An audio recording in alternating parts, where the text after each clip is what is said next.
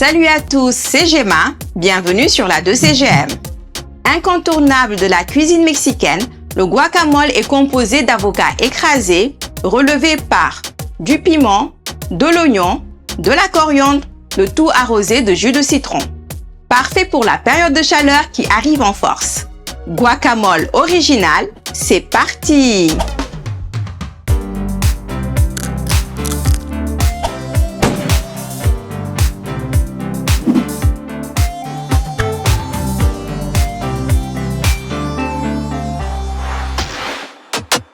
Pour notre guacamole, on a besoin de...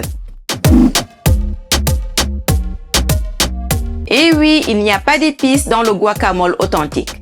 La liste complète des ingrédients est disponible dans la description sous la vidéo. Abonnez-vous en cliquant sur le bouton, activez la cloche pour ne rien louper. Et si vous aimez ce qu'on vous propose, laissez-nous un pouce en l'air et n'hésitez pas à nous donner vos avis dans la section commentaires. Le guacamole est traditionnellement préparé dans ce qu'on appelle un molcajete. On va vous montrer une version avec car on a ce type de mortier en pierre et une autre avec des ustensiles plus classiques pour que tout le monde puisse en profiter. Mais bon, le principe reste le même. Comme je vous le disais tout à l'heure, le vrai guacamole ne comporte pas d'épices. Vous pouvez donc oublier ce petit sachet qu'on vend en Occident et qu'on ajoute à de l'avocat pour faire semblant. Je découpe grossièrement un demi-oignon, un demi-piment jalapeno et quelques feuilles de coriandre. Je les pile jusqu'à obtenir une pâte plus ou moins homogène. J'aime bien laisser un peu de mâche. Pour la version sans mortier, mêmes ingrédients que je découpe le plus finement possible au couteau.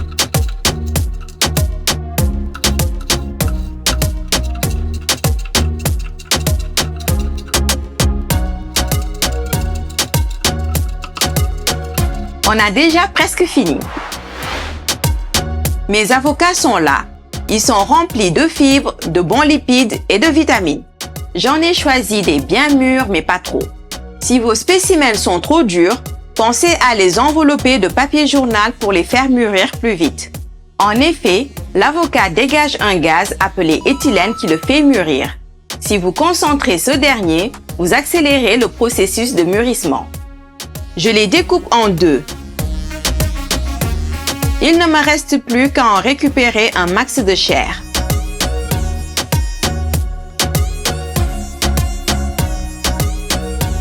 L'avocat s'oxyde ultra rapidement. Je l'arrose d'un peu de citron pour ne pas qu'il noircisse. Pour ceux qui sont en mode mortier, écrasez le tout grossièrement. Le but n'est pas d'avoir une purée lisse. Il faut laisser des bouts. De l'autre côté, je prends une fourchette et j'écrase vite fait en laissant à nouveau des morceaux.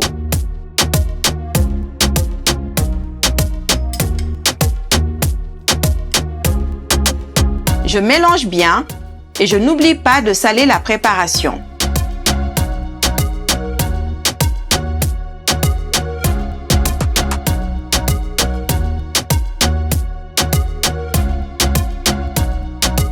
Vous pouvez vous arrêter là ou ajouter des dés de tomates. J'enlève les graines et la partie juteuse qui rendrait le guacamole trop liquide. Je débite la chair en petits cubes. Et je les ajoute à mon guacamole. Je remue délicatement avec une fourchette.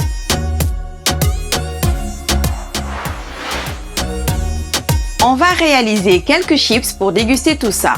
On les appelle totopos. J'ai préparé des tortillas de maïs en amont. Je les découpe en forme de triangle.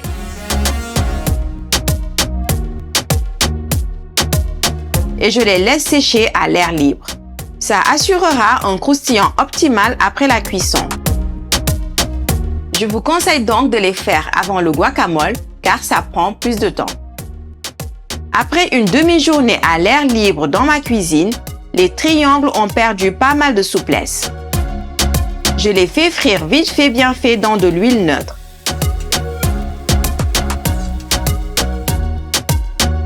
J'égoutte tout ce petit moule sur du papier absorbant et je les laisse refroidir.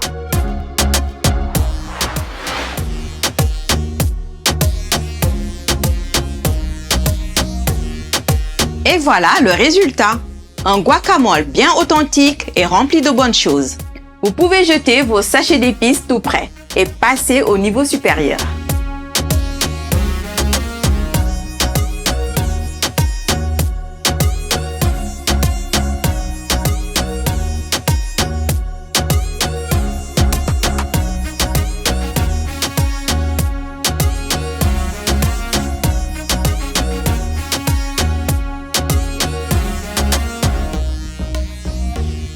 À la semaine prochaine sur la 2CGM.